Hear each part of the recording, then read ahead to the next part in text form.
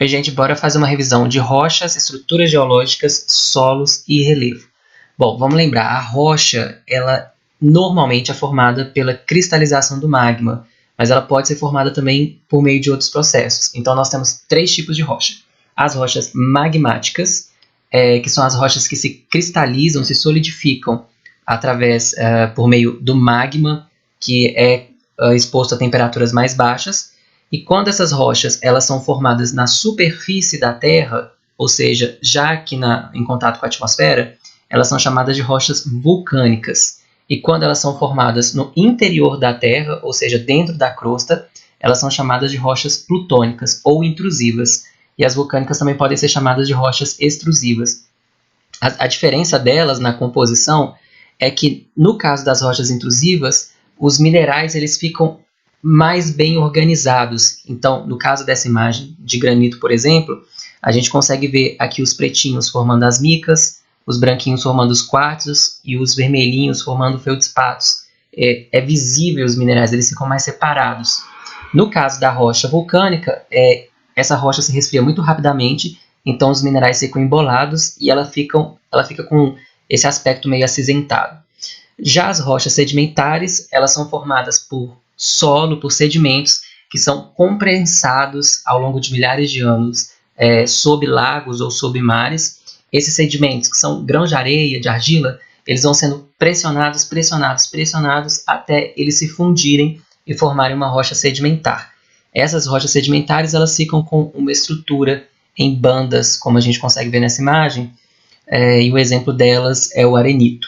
Já as rochas metamórficas, elas são formadas quando rochas sedimentares ou rochas magmáticas são postas à pressão no encontro de placas tectônicas. Então, há um dobramento dessas rochas, formando essas superfícies dobradas, como a gente consegue ver nessa gneisse. Cada tipo de rocha ela tem algum tipo de valor econômico. Normalmente, as rochas magmáticas plutônicas são rochas boas para mineração de metais como ferro, como casterita, como bauxita.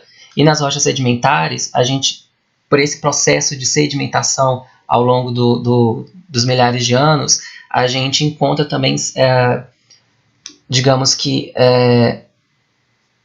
restos de matéria orgânica que se solidificam ou que são compressados, formando petróleo, gás natural, carvão mineral, ou seja, os combustíveis fósseis, e também até fósseis de animais pré-históricos, animais já extintos, podem ser encontrados nas rochas sedimentares.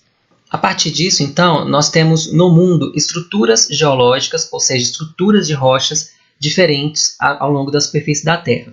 De uma forma geral, nós temos três estruturas geológicas, que são os dobramentos modernos, os crátons e as bacias sedimentares. Os dobramentos modernos eles são formados em áreas onde há encontros de convergência de placas tectônicas. Então, nós não temos dobramentos modernos no Brasil. Predominam rochas metamórficas nesses dobramentos. No caso do Brasil, nós temos dois tipos de embasamentos geológicos, que são os crátons, que são formados principalmente por rochas magmáticas, e as bacias sedimentares, que são formadas principalmente por rochas sedimentares. Os crátons, quando eles estão descobertos, digamos assim, eles são chamados de escudos cristalinos. Quando os crátons são cobertos por uma bacia sedimentar, nós chamamos eles de plataforma. Portanto, toda essa estrutura aqui representada em bege é um cráton, mas quando esse cráton está exposto, ele é chamado de escudo cristalino. Quando ele está coberto por uma bacia sedimentar, ele é chamado de plataforma. Se a gente observar a estrutura geológica da América do Sul, nós vamos perceber que a América do Sul ela está sobre a placa sul-americana, os pretinhos aqui representam a borda dessas placas, e exatamente, se a gente observar aqui o Chile e o Peru, na hora que a gente observar no mapa das estruturas geológicas, a gente vai ver que onde está o encontro da placa sul-americana com a placa de Nazca, que é exatamente no Chile e no Peru, nós temos toda essa estrutura geológica verde, que são os dobramentos modernos. Aí a gente vê que os dobramentos modernos não chegam no Brasil. O mais próximo que eles estão do Brasil são aqui onde nós temos o Acre, que é o estado mais a oeste que nós temos no Brasil.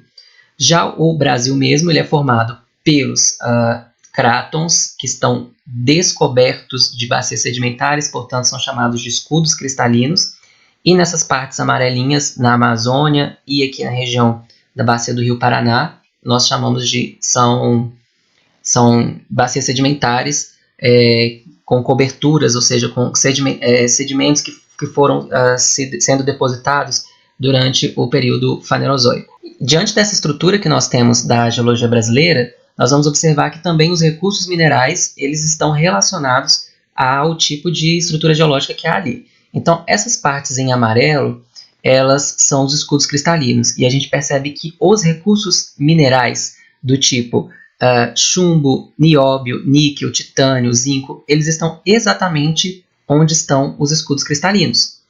Na parte das bacias sedimentares, nós não vamos encontrar esses tipos de metais, ou muito pouco, e normalmente o que a gente vai encontrar nessas áreas de bacias sedimentares são os combustíveis fósseis, sal marinho, e é onde também nós temos ali as extrações de petróleo e de carvão no Brasil.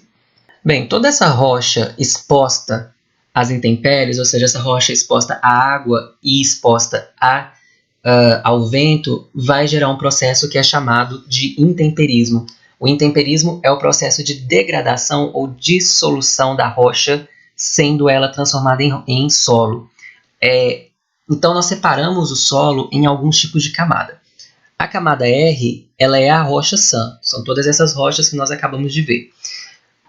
No local mais próximo à rocha, nós temos o horizonte C. É o local onde o solo foi menos intemperizado, é onde está o manto de intemperismo. Aqui no horizonte C, o solo ainda se parece muito com a rocha.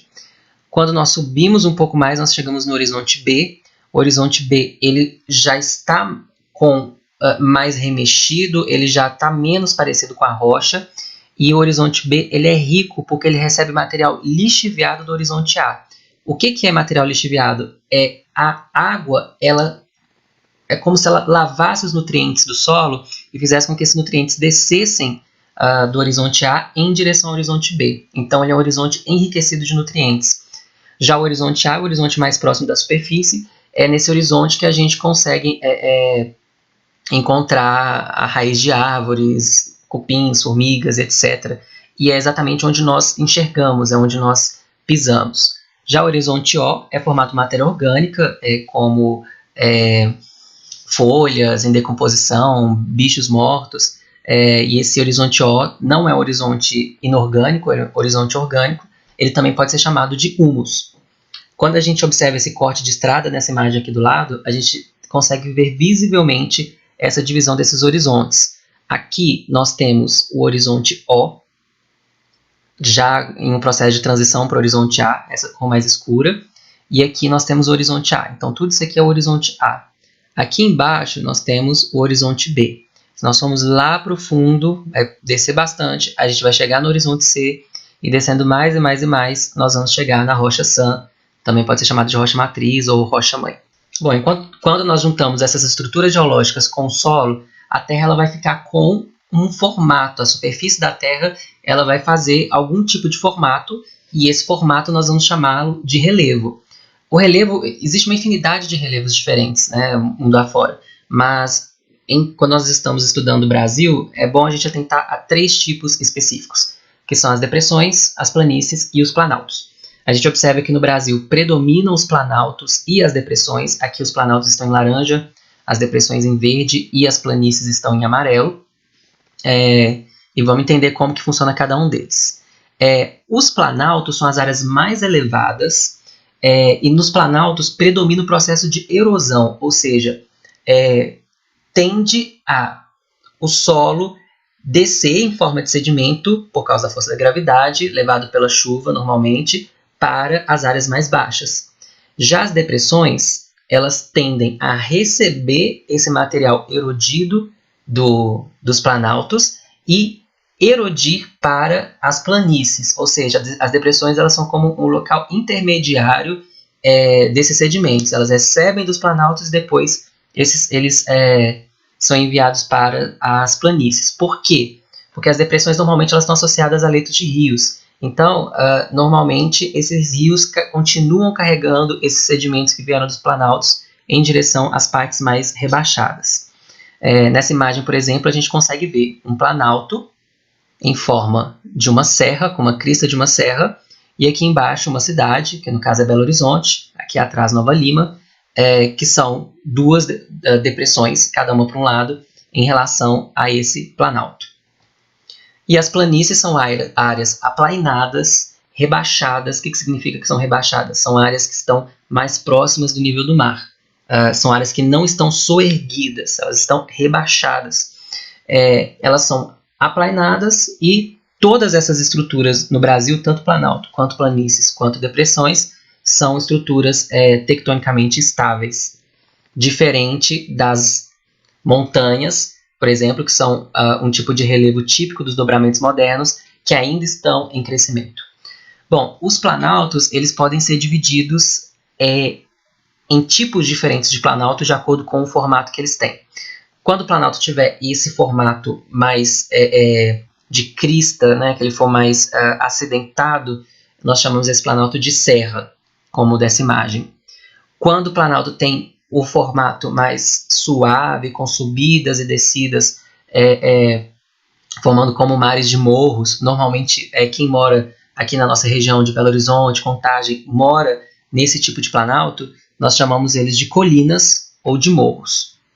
E quando os planaltos têm essa estrutura que o topo é aplainado e depois nós temos descidas abruptas, né?